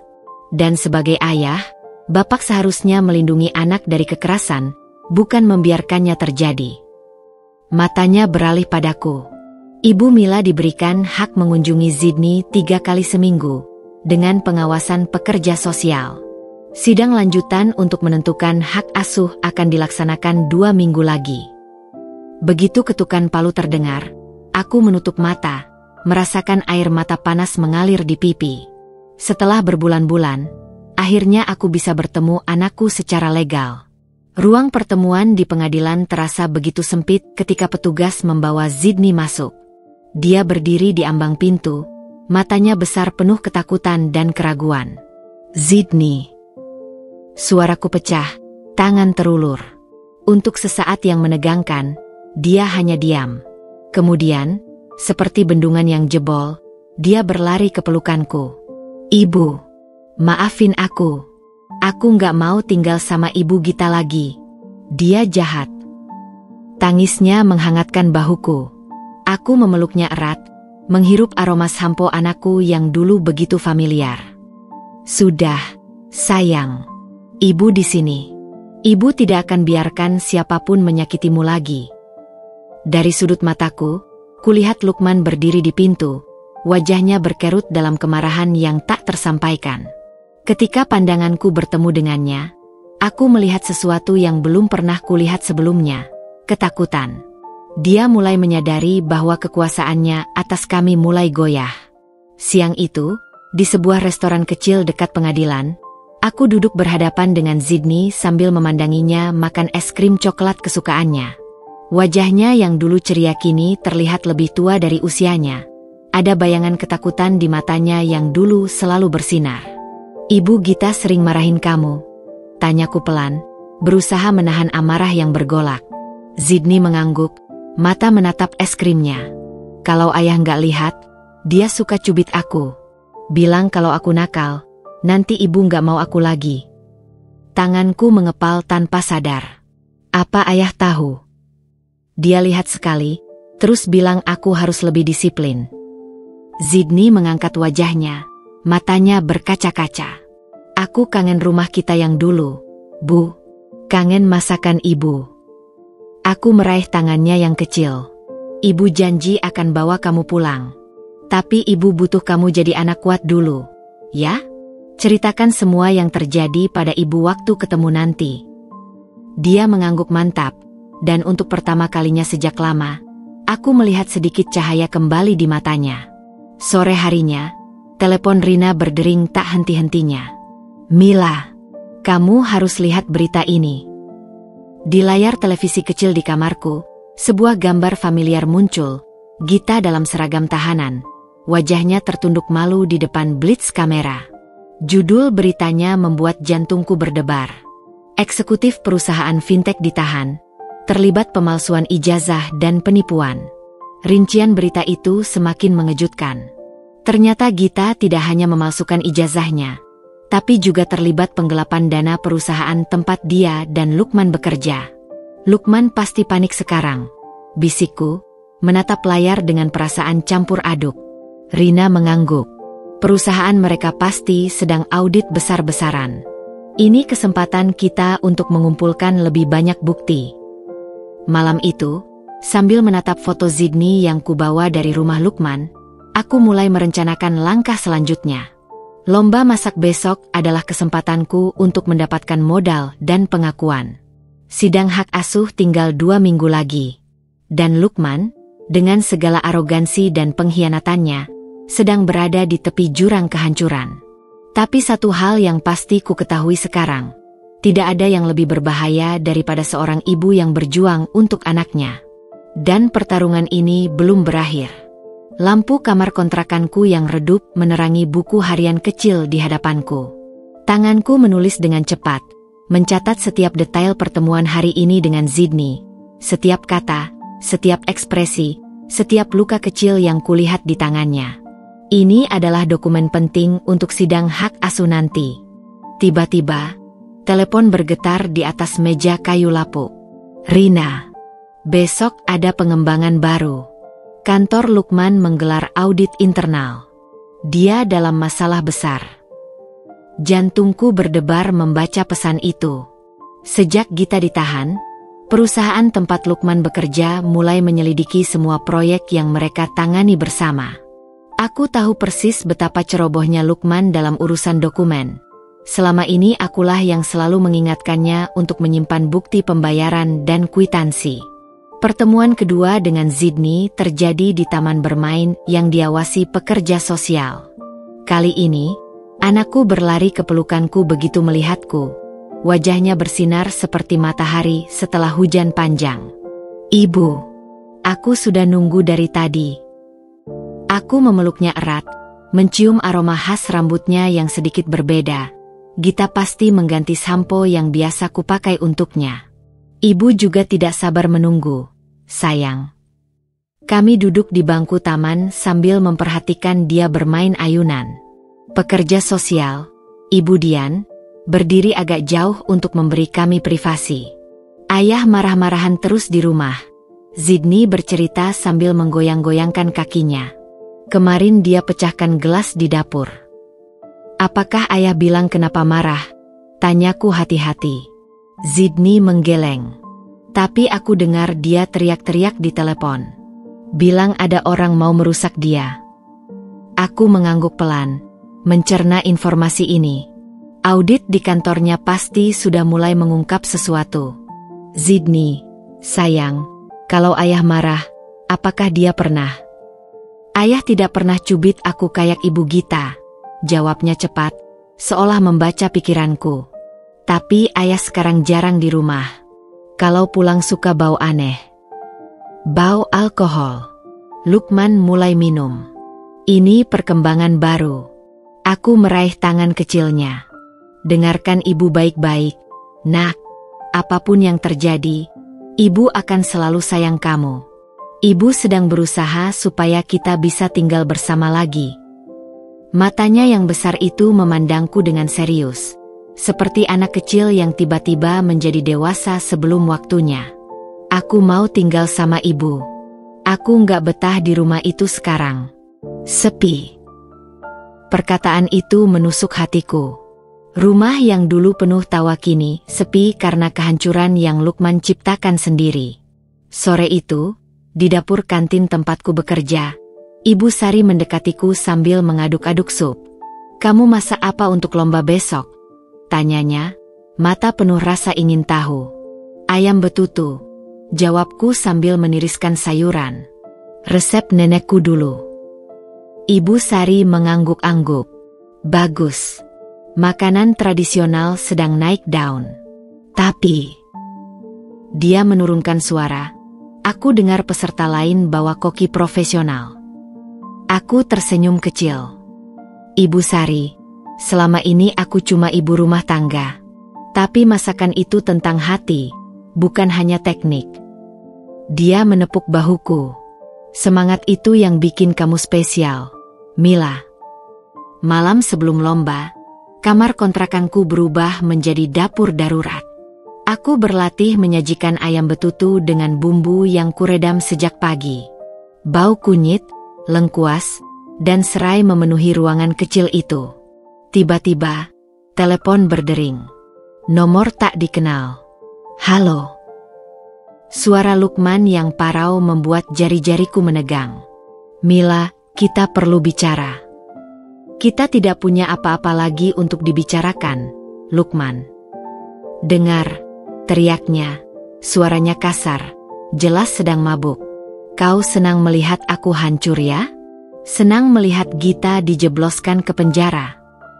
Aku menarik napas dalam. Kau yang menghancurkan hidupmu sendiri, Lukman. Dengan memilih mengkhianati keluarga. Diam sejenak. Lalu suaranya berubah. Hampir seperti merengek. Perusahaanku, auditnya buruk. Aku bisa kehilangan segalanya, Mila. Hati ini ingin bersorak melihatnya menderita. Tapi yang keluar justru pertanyaan tak terduga. Zidni bagaimana? Anak itu baik-baik saja, geramnya. Tapi kau tahu apa yang paling menyakitkan? Dia terus bertanya kapan bisa tinggal denganmu lagi. Anak kandungku sendiri. Suaranya pecah di ujung telepon. Untuk pertama kalinya dalam setahun terakhir, aku mendengar Lukman menangis. Sudah terlambat untuk penyesalan, Lukman, bisikku sebelum menutup telepon. Tapi malam itu, di balik kepuasan melihatnya terjatuh, ada secercah kesedihan. Aku mengenal lelaki itu selama 15 tahun, sejak kami sama-sama remaja di kampung dulu. Dan sekarang, dia hanya bayangan dari pria yang dulu kukasihi. Pagi hari lomba masak, aku berdiri di depan cermin kamar mandi, mengenakan seragam koki baru yang kubeli dengan uang tabungan terakhir. Wajahku yang dulu pucat kini mulai bersinar lagi, bukan karena riasan mahal, tapi karena tekad yang membara. Telepon berdering. Rina. Berita buruk. Lukman baru saja diskors dari pekerjaannya. Dia marah besar dan menjemput Zidni dari sekolah tadi pagi. Darahku membeku. Apa? Tapi hari ini kan jadwal aku bertemu Zidni. Aku tahu. Aku sudah hubungi Bu Siska. Dia bilang ini pelanggaran perintah pengadilan. Kita bisa laporkan. Tanganku gemetar memegang telepon. Lukman yang terpojok adalah Lukman yang berbahaya. Dan sekarang dia membawa Zidni? Rin, aku harus menemukan mereka. Lomba masak bisa nanti. Tidak, kamu harus ikut lomba ini. Aku dan Bu Siska akan cari Zidni. Kamu fokus saja di lomba. Kita butuh kemenangan ini untuk sidang hak asuh. Aku menatap pisau dapur di atas meja. Refleks ingin mengambilnya untuk melindungi anakku. Tapi kemudian kuingat kata-kata Ibu Sari. Masakan itu tentang hati. Dan hatiku sekarang adalah hati seorang ibu yang berjuang. Dengan napas berat, kuambil tas perlombaan dan bergegas keluar. Lomba ini bukan lagi sekadar tentang uang atau pengakuan. Ini tentang membuktikan bahwa aku bisa memberikan masa depan untuk Zidni. Tapi di sudut hati kecilku, doa terus mengalir. Tolong lindungi anakku. Jangan biarkan Lukman menyakitinya. Perjalanan ke tempat lomba terasa seperti perjalanan terpanjang dalam hidupku. Setiap meter yang kulewati, pikiranku melayang ke Zidni. Di mana dia sekarang? Apakah dia baik-baik saja? Apakah Lukman mengamuk padanya? Ketika bus yang kutumpangi berhenti di lampu merah, mataku tertarik pada sebuah mobil familiar di sebelah, mobil lama Lukman yang sudah kusuri bentuknya. Dan di dalamnya, Zidni, teriakku tanpa sadar, membuat penumpang lain menoleh. Di kursi belakang mobil itu, anakku yang tersayang sedang menangis, wajahnya terlihat merah dan bengkak. Lukman di depan kemudi terlihat sedang berteriak sesuatu padanya.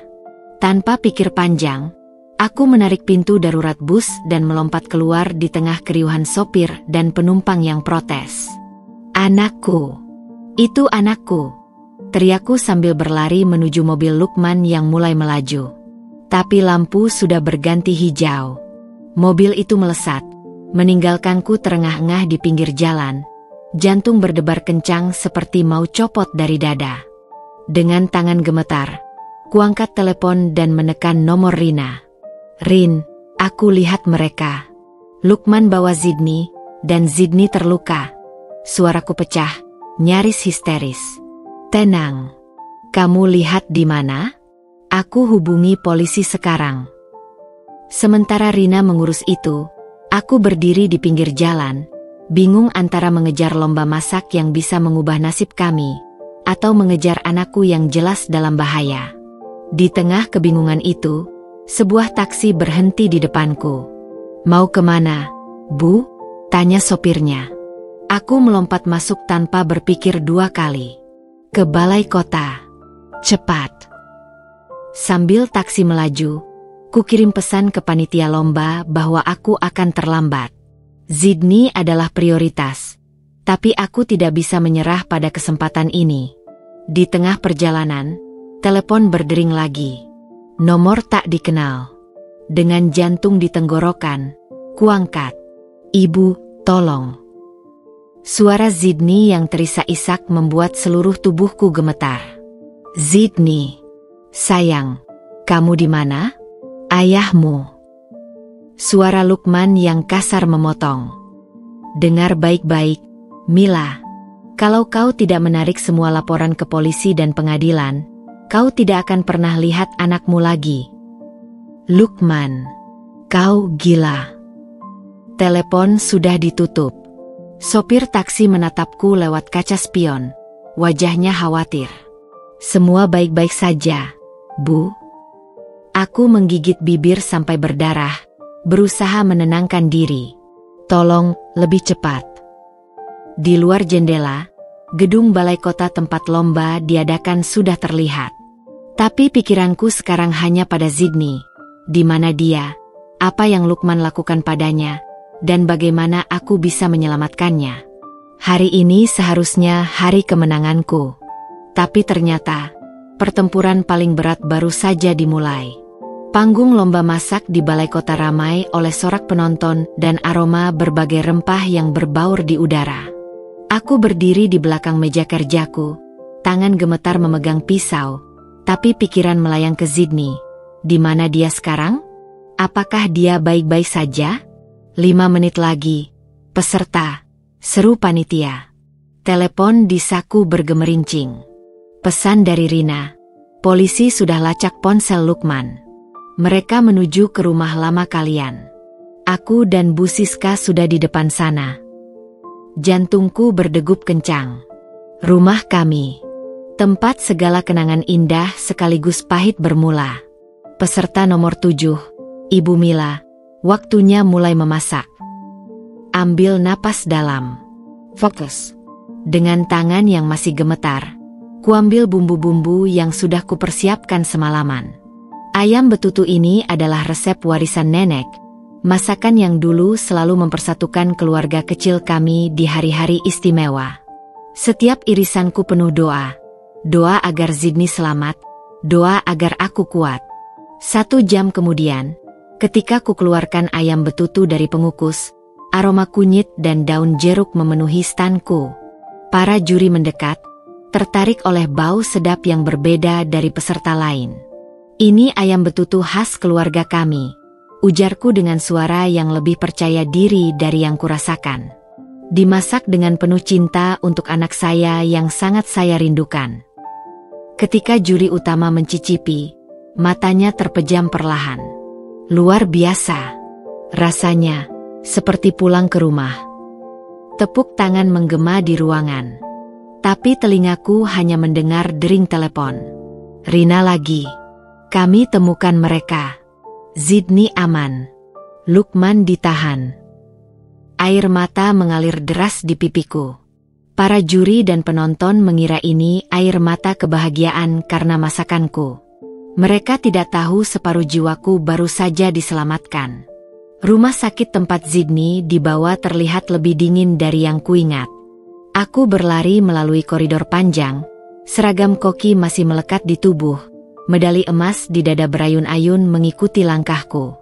Rina dan Bu Siska sudah menunggu di depan ruang pemeriksaan. Dia baik-baik saja. Rina segera memelukku. Hanya sedikit memar dan trauma. Bu Siska menambahkan, Lukman ditahan dengan tuduhan penculikan dan penganiayaan anak. Ini akan sangat memperkuat kasus hak asuh kita. Ketika pintu kamar terbuka, Zidni terlihat duduk di tepi tempat tidur. Wajahnya pucat dengan lebam di pipi kiri. Tapi matanya bersinar ketika melihatku. Ibu. Aku memeluknya erat-erat, tak peduli air mata yang membasahi bahunya. Maafkan ibu, sayang. Ibu janji ini tidak akan terjadi lagi. Dia menarik diri sebentar, matanya tertuju pada medali di dadaku. Ibu menang. Aku mengangguk, tak sanggup berkata-kata. Dulu ayah bilang ibu nggak bisa apa-apa, bisiknya, tangan kecilnya memegang medali itu. Tapi ibu pemenang lomba masak. Ibu hebat. Di saat itulah, sesuatu dalam diriku tersembuhkan. Bukan gelar, bukan uang, tapi pengakuan dari anakku sendiri. Itulah kemenangan sejati.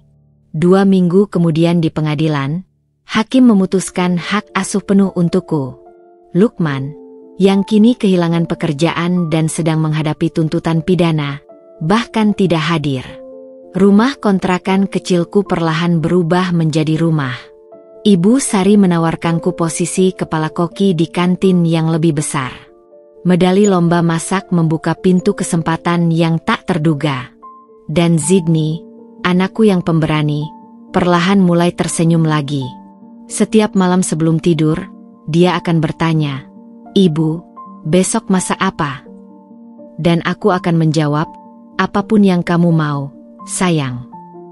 Malam ini, ketika aku membenahi selimutnya yang terlepas, dia tiba-tiba memelukku erat. Aku senang sekarang cuma berdua ibu. Gak perlu ayah atau ibu Gita. Aku mencium keningnya. Ibu juga senang. Nak, tapi ingat, apapun yang terjadi, ayah tetap ayahmu. Ibu tidak akan pernah melarang kamu mencintainya. Dia mengangguk, lalu tertidur dengan tenang. Di jendela kecil kamarnya, bulan bersinar terang. Aku ingat dulu, di rumah kami yang lama, Lukman sering bilang bulan itu dingin dan jauh, seperti impian-impian kami yang tak akan pernah tercapai. Tapi malam ini, bulan terasa dekat, dan mimpi-mimpi kami, Mimpi sederhana tentang rumah yang hangat dan cinta tanpa syarat akhirnya menjadi kenyataan.